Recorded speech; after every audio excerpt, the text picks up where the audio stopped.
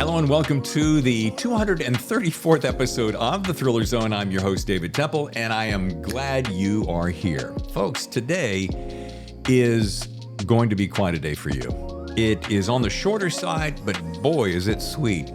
My guest today is Robert Gottlieb. You ever heard of Trident Media Group? Yeah, he happens to be the chairman and the father of Mark Gottlieb, who's been on the show twice. And if you don't know that name, well, trust me, the publishing world certainly does. He's worked with some of the biggest authors on the planet, helped launch careers, and built one of the most respected literary agencies in the world. Today, we're going to kind of pull back the curtain on what it really takes to run a top-tier talent agency, how books become bestsellers, and what separates a good writer from a great one. What's it take to make it in this business? Whether you're an aspiring author or just curious how the book world works, guess what? You're in for a treat. Without any further ado, please welcome Robert Gottlieb to the Thriller Zone. Before we start, do you prefer Robert, Bob, Sally? I like Robert, if you don't mind. I love it. I like formal names. I mean, my name's David, but you can say Dave, DT, D in the house. Okay, David. I'll call you David. Okay. So nice to meet you. By the way, the reason I like Robert is when I started as an assistant in the William Morris Agency's literary department to Owen Laster, then one of the great agents of the 20th century, Bob Gottlieb ran Knopf. So Owen said to me, you really should go by Robert so people don't confuse you with Bob Gottlieb at Knopf. And I said, okay, I'll take Robert. Yeah. I could see how that could present a wee bit of a challenge. Yeah. Well, tell me if this is true, Robert. Is it true that you went down the hall and said to your son, can I get on Dave Temple's Thriller Zone? It's true. That just blows my head right up. Thank you very much. Oh, it's my pleasure. My pleasure. I've heard great things about you, and Mark has been encouraging me to do more of this type of work. Normally I'm used to being in the background and not, talking about myself or my client's business, but he encouraged me to do it as well. So I said, sure, let's do it. Well, two things. I'm very flattered. I'm honored. We're going to get to all your accolades in a second. And your son is one of my favorite people walking the planet. He is just a gem. He's a great guy. He's a great guy. And you know something? Just a quick little anecdote. Frederick Forsyth, a very good writer in London, a best-selling author.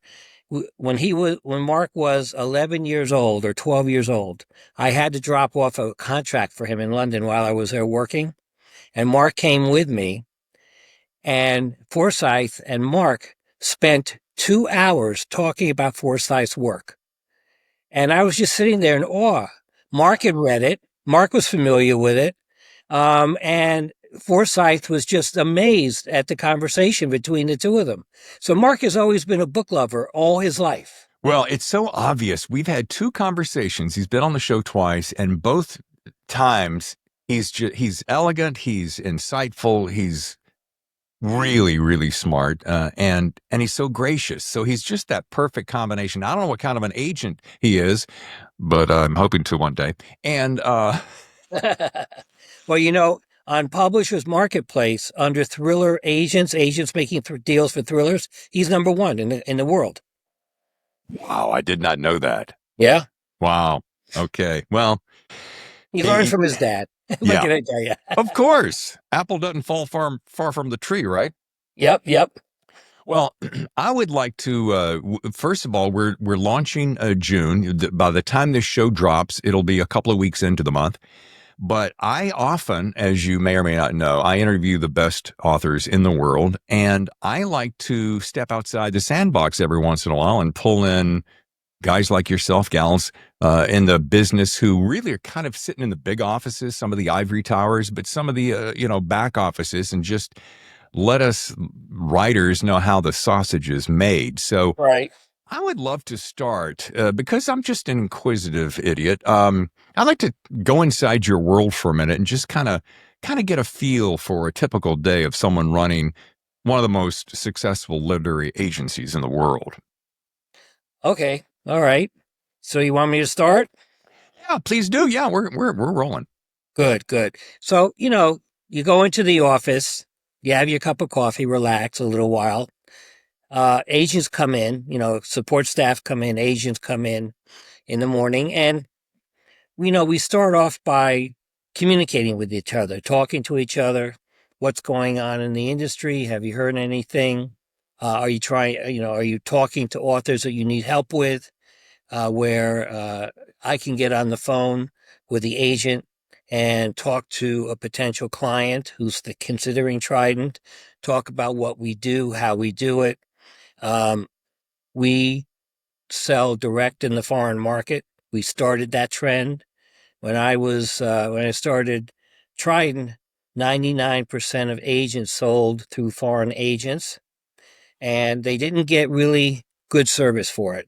Boxes of books would be sent to these agents from agencies and publishers, and they would be shipped over in boxes to buyers and hope that one would get taken.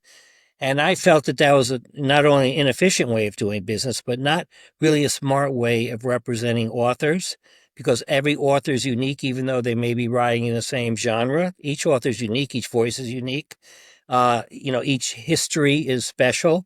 And so we decided to sell direct in major markets where we were talking to editors and publishers in the UK and throughout Europe and other parts of the world, where we could pitch our clients. And who better to do that than people who work with them every day and understand their work, appreciate their work.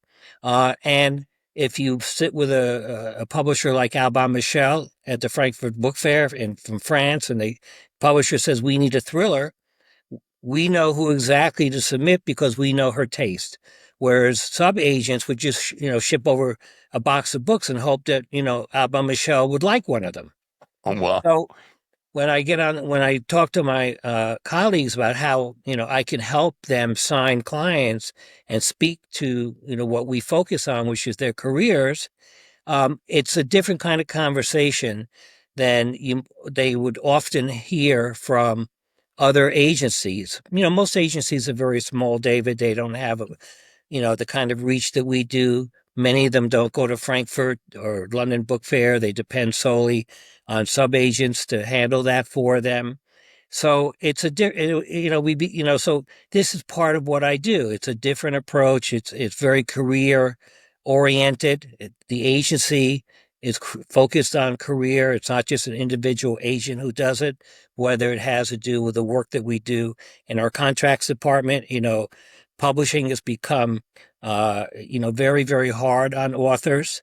And when you have big companies like Bertelsmann that refuse to budge on ebook royalties, not only in the United States, but globally, it's a challenge to put together deals that are going to be very beneficial to authors beyond the advance. The advance is an important component, but all the terms in the contract are very important because in the United States, the buying term of copyright in Britain too. Then you have licensing agreements outside the United States, and how all that is constructed in contracts is very important. That's something that we specialize in as well. It's one reason that Brian Herbert of the Frank Herbert Estate and I have been working together for so long, because we do incredible work for them abroad, and audio is another world that you have to have a specialization in and understand,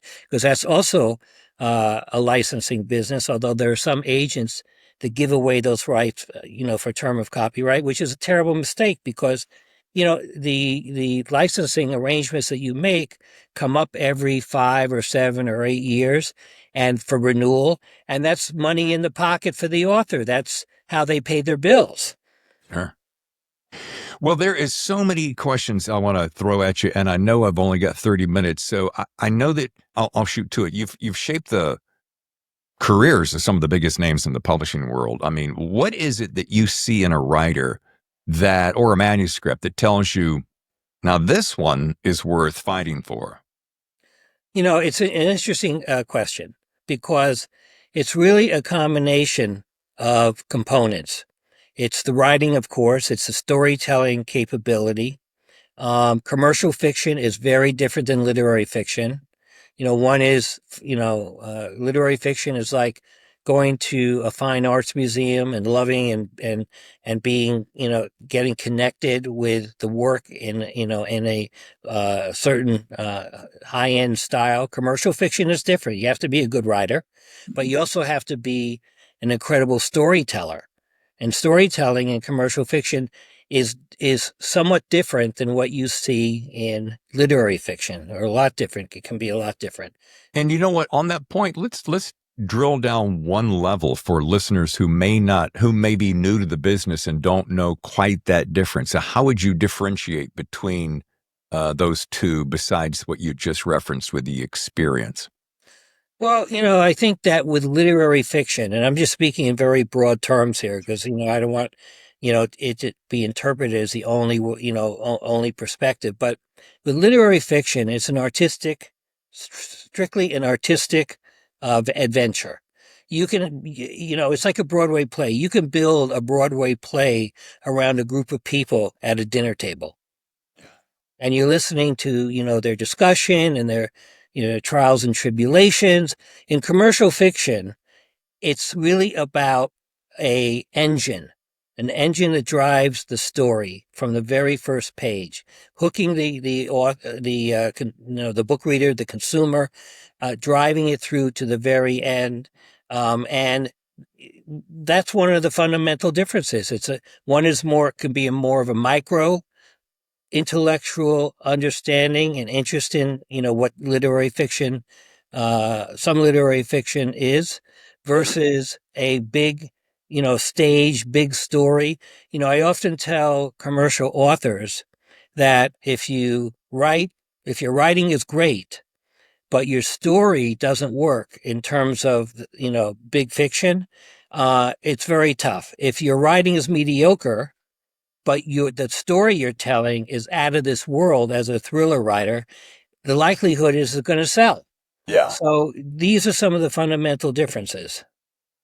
Now, this is a slightly different tangent, but I was having lunch with my old buddy, Jack Stewart, who is a military thriller writer, just over the weekend. And we were talking about, we like to talk shop and business. We were talking about romance. We just brought it up. And we were talking about the difference between the different genres within that and how the market sells. And it's so funny because it comes down to, you might be telling the same story. There's 2 points I want to make. You might be telling the same story, but in one genre of romance, like say, for instance, dark romance, that impact will be different than just contemporary. And then we were talking about, what makes that so successful. And it's kind of hard to understand fully, and I don't know that you deal a whole lot in that world, but I actually do. I have a lot okay. of experience in that world. Genre fiction is, again, different than literary fiction. Literary fiction is you start with a blank canvas and you paint, a beautiful, painting that is considered fine art. But in the world of women's fiction, and I'm giving you a broad answer, David, if that's okay, Yeah. is that there are rules of the genre. Every genre has rules. And so what's expected in historical romance fiction is different than you're going to find in contemporary romance fiction in terms of what the book, how the book is constructed, the storytelling, and from the setting. For instance, if you're doing a contemporary women's fiction novel, you're not going to do flashbacks generally to Victorian England. It's because what you're doing is then you're crossing over, and a publisher is not going to respond well to that because it becomes a much more difficult sale in terms of what are they selling to the retailers? What are they telling them that the book is? That makes so much sense. Speaking of, I'm just going to stick with romance because we were amazed. I'm amazed at what Book Talk, TikTok's channel of books has done. And I know that publishing's changed a lot over the years, especially in your business. And it's really changed. It feels like more in the last 10 or 15 years. And so between ebooks and audiobooks, as you mentioned, and TikTok and even AI, What do you think has shifted the most for you, and what still holds true no matter what the trends of the market does? Well, I think first, great writing is number one. Number two is that the blending of different genres uh, oftentimes leads into a new part or new genre of fiction. For instance, let's take fantasy romance. Right. 5 years ago, 10 years ago, if you tried to sell a fantasy romance, publishers would say, well, what is it? Is it fantasy or is it romance? But that's also a generational difference because so many young people are growing up with gaming and certain types of movies and television, and so they're used to an element that before would not have been considered a saleable work because of the crossover aspect. Now that crossover of romance and fantasy is generating a lot of book sales. Yeah. Well, it blows my mind because we were just talking again to reference that conversation, the volume of books sold. Um, Back to your background and how you started Trident and what a powerhouse reputation it has, not in just books, but to selling in film and TV, which is one thing I'm particularly interested, having come from in front of the camera, being an actor in television and film, and then behind the camera as both a writer, producer, director of a film. I am fascinated by that. And now as a writer wanting to take my stories to the screen, I'm always trying to drill down on that. What do you feel? Because I want Robert's inside scoop. What do you feel this makes a story screen worthy in your eyes? Well, actually, it's a complicated landscape Okay. because what works one day for Hollywood doesn't work the next day. If you go in and you say this is very similar to this kind of film or this kind of streaming television project, they'll say, well, that's been done, even though it may be terrific. So it's a ever shifting landscape, ground under your feet. It used to be, for instance, that you could only sell frontlist titles. Hollywood did not want to hear about what the author wrote before, what was available before, because they viewed that as being all passed on. Uh-huh. Dune is a good example. We represent the Dune estate, right? So Dune, um, a decade ago would have been passed on in Hollywood, but today Hollywood loves backlist titles because they need it for their engine, and they're buying properties like Dune, which are outstanding, fantastic properties written in the 1960s. I represented Leon Uris estate. He was the author of Exodus with that starred Paul Newman. Yeah. We just sold Trinity, a big story about the Irish in America, has historical background, contemporary background. That book was also written in the 60s or early 70s. So there's a ferocious appetite for material now, and the old rules don't apply in terms of, we don't want to see something that is even 6 months old because it's been passed on by so many people. The other thing, of course, is high concept is very important. Now, you know that because you've been around Hollywood and yourself, and that point of view. High concept means what is the marketing angle, that they see in the story that drives the interest in the film. We represent a book called Wonder. That book was, starred Julia Roberts. It's been on the New York Times bestseller list in the top 5 since 2012. We just sold it for a Broadway musical. That book was rejected all over New York by publishers. It's a middle grade book because it was outside the wheelhouse of what publishers believed middle grade students would read. Now, this book changed the whole business because once it became a huge success, every publisher was chasing that story. So Hollywood is also a little like that too. whatever works that, they're interested in, it gets their attention. And then, of course, it's, it depends on the genre, the dynamics of the book. If you're dealing with a company like Lionsgate, there are certain types of books they want to buy that that fit with their, business plans. And, they also oftentimes look for books that represent ideas and concepts that have worked for them in the past. You hear this phrase a lot in Hollywood. Give me this, but different. Give me the Yeah, same, but different. And it always makes me chuckle because I'm like, well, do you want that or do you want that with a twinge of this? And then, when the world started becoming, uh, and it's not a log line, but it's X meets Y in a blank kind of world, that became kind of it feels like to me, you correct me if I'm wrong, the go-to way to pitch a story, because what it does is it expedites the process. It gets the listener, reader, viewer right to the point right away, correct? correct. But at the same time, David, Hollywood is made up 95% of people who can say no. 5% can say yes. So when you're meeting with people at production houses and studios, um, they want to cast a wide net, hoping that something in that net, connects. Um, I remember, meeting with Sony years ago, and discussing a wonderful book called The Gray Man by Mark Greaney. And, their take on it was very different than the take of the company that ultimately bought it and made it into a Netflix series.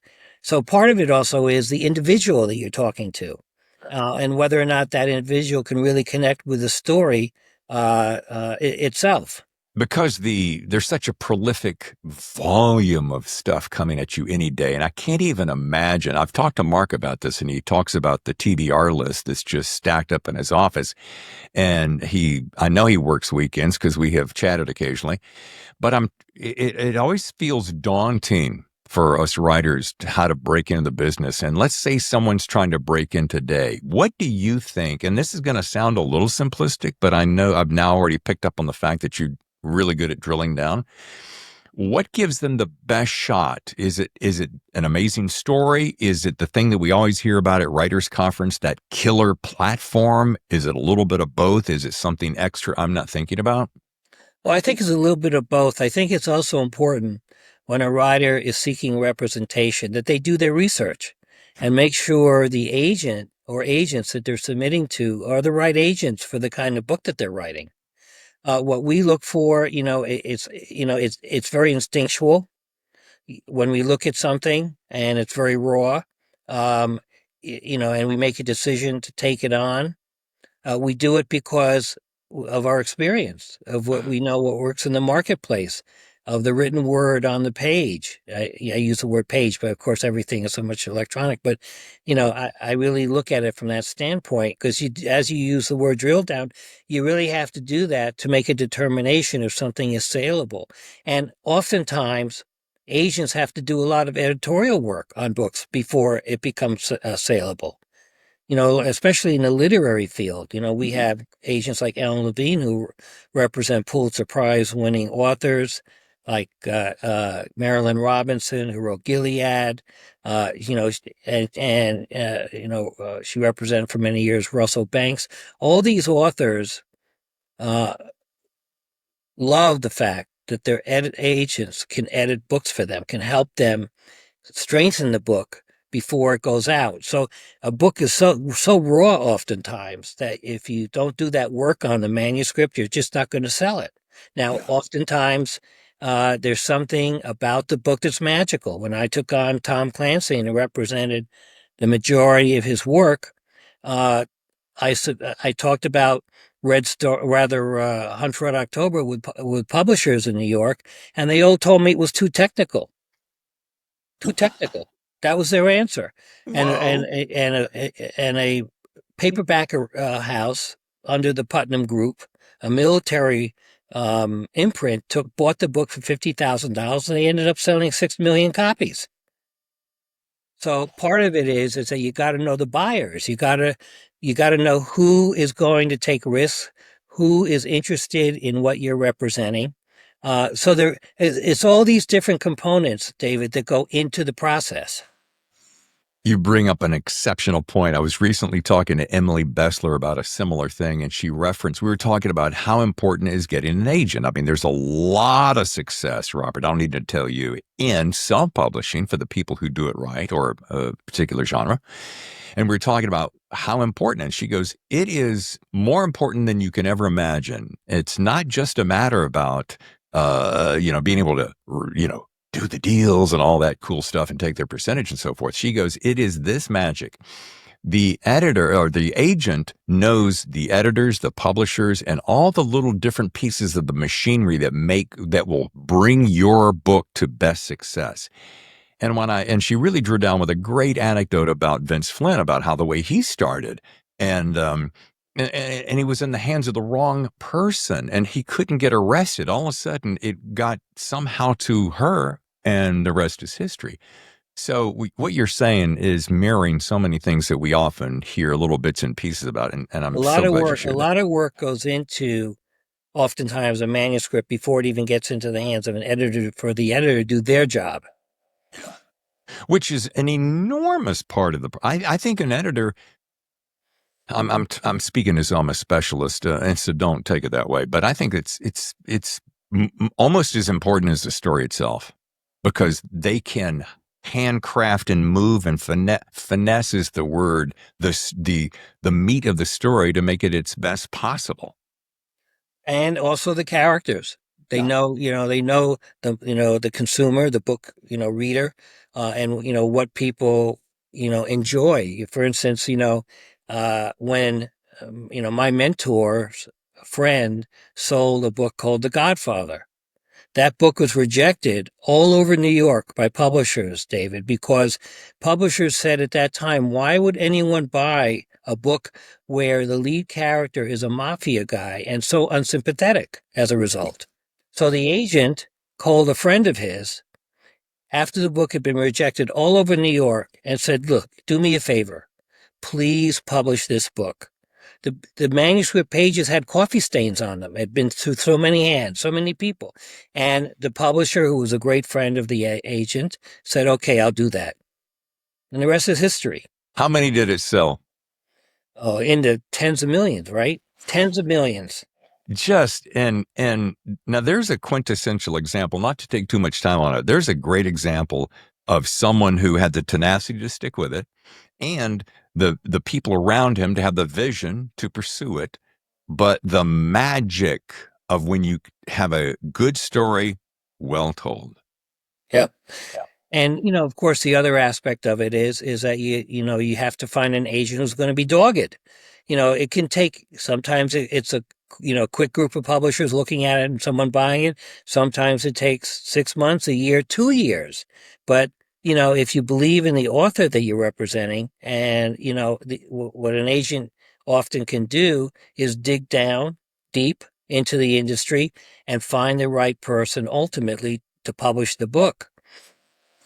There is a note I made to myself as you were talking, because it's something that pops up so many times in my world. I am not the biggest fan of rules. I mean, I understand there are rules when you're trying to craft a story, but like rules in the big picture. Sometimes I think rules are made by people who just want to have control, and they may not have the smarts to back it up. So I've always, part of it's probably because I'm a PK, preacher's kid, and I'm always, or they're working for organizations that set the rules that they have to live within.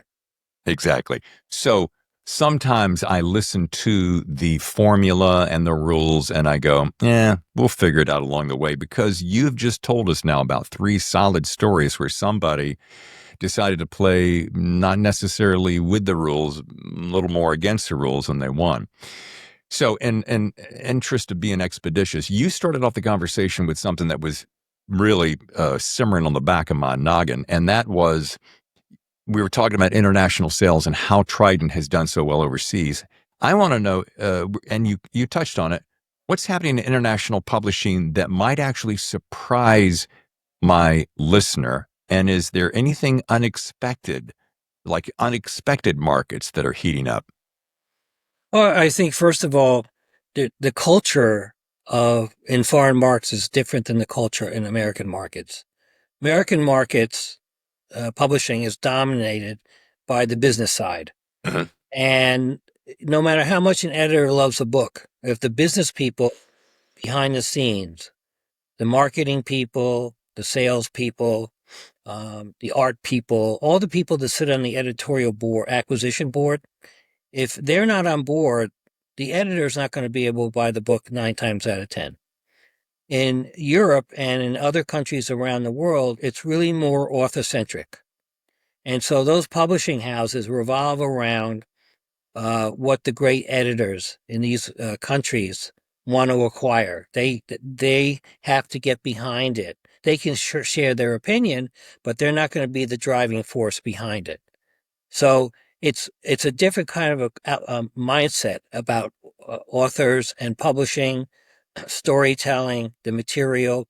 And so again, when you go to the fairs and you meet with all these buyers, and we go to Germany with 4 agents, we have about 350 meetings set up over a 5-day period at the fair where we pitch our authors' books. You have to understand as an American agent how to talk to them, how to get their interest. For instance, I say to my agents, if you're going to talk about a book and an editor from a German publisher indicates that they're kind of lukewarm to it, don't keep pitching it. Stop. Get off that book and get on to the next book. They're very polite. That's their way of showing that they're not interested. But sometimes, American agents who are very enthusiastic, they want to continue pushing and continue on with that editor. And that editor has more meetings. You have more meetings. So there are techniques and understandings that you have to develop as an agent dealing in international markets. But most importantly is they look at books differently than we do. They have a much more literary artistic outlook, even in commercial fiction, than the way that we do. We have, I'm not saying we don't have that, but they approach it on a different basis. In countries like Eastern Europe and Russia, when we think of entertaining the kids, we take them to the park, we take them to the movies, they take them to museums. That's their idea of a day out with the family. So again, it's just a different mindset that you have to understand in order to work, with them in their markets. Such good insights. Now, I know, Trident, you've built one of the biggest agencies in the world. What's your secret to building the team that you have, keeping them sharp in an industry that seems to always be shifting? I know you've been at it a while, so I want to know that secret sauce, Robert. Well, I think it's, again, a number of things, David. One is that pick thoroughbreds. When you're promoting people or bringing people in, like Don Fair is a thoroughbred in nonfiction. There probably isn't anyone as good as Don Fair in nonfiction in the industry. He used to be the publisher, of Smithsonian. He was a senior editor at Viking. So when I pick a thoroughbred, I don't like to, ride them, put my foot on their neck. I want them to run the race and win the race. Those are the kinds of people I like to work with. Secondly, of course, is to lead by example. So I'm out in front with the troops. I'm not, sitting in the background, just watching commissions come into the company. I like to lead from the front. I like to help them in that leadership, and also guide them. And give them support in what they're doing and be, very active in their business lives. You just said something. My first career, Robert, was in radio. I did 25 years on major market morning shows, New York, LA, Chicago, so forth. And I learned that the bosses that were the best, the ones that I really admired, were the ones. And you used the exact phrase. I said, I would say to my boss, you've hired a thoroughbred. This sounds egotistical. I don't mean it that way. You've hired a thoroughbred who has spent his entire young years trying to get to this point. So let me run, because if you're just going to hold that rein, I'm not going to get anywhere. Mm-hmm. So I've always found that the leaders that are really that really make a difference are the ones that find the thoroughbreds, let them run, and number two is are willing to get in that race, in the dirt, roll up their sleeves with them, because the guys who sit in the big ivory towers, it just doesn't work. So, And as you point out, it's also creating opportunity for people as a leader of a company, so that they can sign more clients. They have resources that other agencies don't have. A lot of agencies, and I'm speaking in general, have everyone's very competitive. They oftentimes they don't like each other. Um, there was one major agency where the two heads of the literary department didn't speak for 20 years to each other. So I'm just the reverse of that. I believe in communication. Uh, I also have a very strong ethic and ethos about treating people with respect and kindness. And a lot of the people that we have at Trident came up through the ranks. We didn't go out and have to hire them. We developed them ourselves. Now, the downside of that is, of course, is that then other agencies come and try to pick them off. You put a big investment in them. You put a lot of time and energy into them. Um, and, but nonetheless, you want to have an environment that encourages people to make the kind of commitment in life that you need to do to become a literary agent. I'm not going to take the time to go find it because I have run out of time, but there is a listener who wrote in and mentioned you specifically when your son was on the show, and they said something to the effect of they had heard enough about your reputation and followed your career enough and talked to people around you that they said the reason they liked the show at the time that had Mark Gottlieb, that also was led by his father, that they so respected the whole Trident mission, that's what gave them such great respect. And I thought, now that's really interesting. And this guy went on for quite some bit, and he's just an average listener because I followed up with him. But that has got to make you feel good and is a great reflection of the way you lead your team. And it's also, if I may say so, David, it is, throughout the entire agency, it's the kind of feeling that I like to create with people, and for people to feel secure, people to feel that that I'm on their side. My door is always open. I love having conversations with them about, anything they want to talk about. But at the end of the day, it's also all about the author. If you're not really an author-centric company, either you're chasing commissions or you're, trying to, just be a deal maker. There are companies that do that, but, our mission, our focus has always been, my focus has always been as an advocate, not just as an agent and a career manager, but an advocate for authors. The reason, I take credit for this, the reason there's a 25% royalty in ebooks today is because of me. I went to war. I went to war with Random House over 30 years ago. They wanted to do an entirely different kind of construct for ebook royalties. And with the, weight of Trident behind me, or not Trident, sorry, with Lee Morris Agency behind me with my mentor, Owen Laster, we fought off an attempt to really rip off authors on ebooks.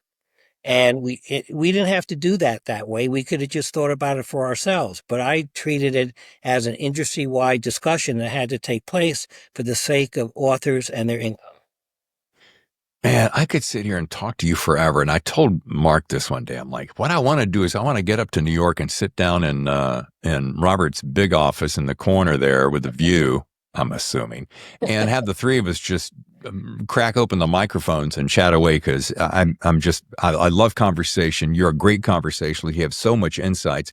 I told Mark, I'm like, we've been talking about going to London Book Fair together for years now. And I said, okay, I wrote him this year. And I'm like, I apologize, I couldn't make it this year. Let's do it next year. So you would love it. You would love it. All that is to say, I would love to spend some more time. I do want to close with this one question. When I have authors on the show, I say, what's your best writing advice? So I had to come up with one for you that I use sporadically. And if you could go back and give your younger self, that handsome, intelligent, debonair young man, a bit of self-advice, just as you were getting started in the business, what would you say to him? Well, I would say that have patience. Work hard and have patience. Work at your craft. Now, I'm talking about an agent versus the craft of an author, but it is a craft. Work at your craft. Develop your craft. Make it extraordinary. Don't worry about, I'm doing this for a year. I've been doing this for 3 years. I've been doing this for 5 years, because in success, it will all happen for you, but the success only comes from the effort that you put into it. It's so funny. I hear people talk about, well, I got writer's block today. I think I'm going to go fishing or something. I'm like, I think back to teachers when they were having to go into work. I never heard teacher's block, or if a policeman was being called in to do the third shift, I have policeman's block. So my point is, you just keep working, You because work through it, you push through it. Yeah. I'll tell you a quick anecdote, okay? Yeah. I was Owen Laster's assistant for 4 years. In today's world, assistants want to be agents in 6 months. I was his assistant for 4 years. We used to have a listening device on phones in the agent's offices that we would put up to our ear when the agent was on the phone with the client or a buyer, so that we could learn, right? So it's Friday night, 8:00 at night. I'm on the listening device, and Owen Lasters hangs up the phone at 8:00 at night on Friday night. He turns to me and he said to me, "Why are you still here?" And the answer was, "Because you're here." Nice. Yeah. All right. Well, first of all, we've run out of time. Is there anything, because you so wanted to be on the show and I'm so grateful for your time, is there anything I didn't cover that you'd love my audience to know that is on the top of your head? Well, as I said, I think that the most important thing, as I believe that a lot of your audience are writers, and I think the most important thing is to work with people who not only love literature and writing, but also are committed to authors' careers. Yeah. I like that. And I'm going to sound real, maybe soft and old fashioned, but I don't know about you, Robert, but I like to work with people that I like. Mm-hmm. Now, sure, we got to find some cutthroat sharks out there every once in a while to do some of the heavy lifting. But all in all, having just come through prostate cancer, I've realized that life is short and you got to move fast and grab all you can. So there's a part of me that says, man, if I've only got this much time, I want to do it with people that I really like being around. Absolutely. Absolutely. Yeah. But the more successful your agent is for you, the more you're going to like them. So well put.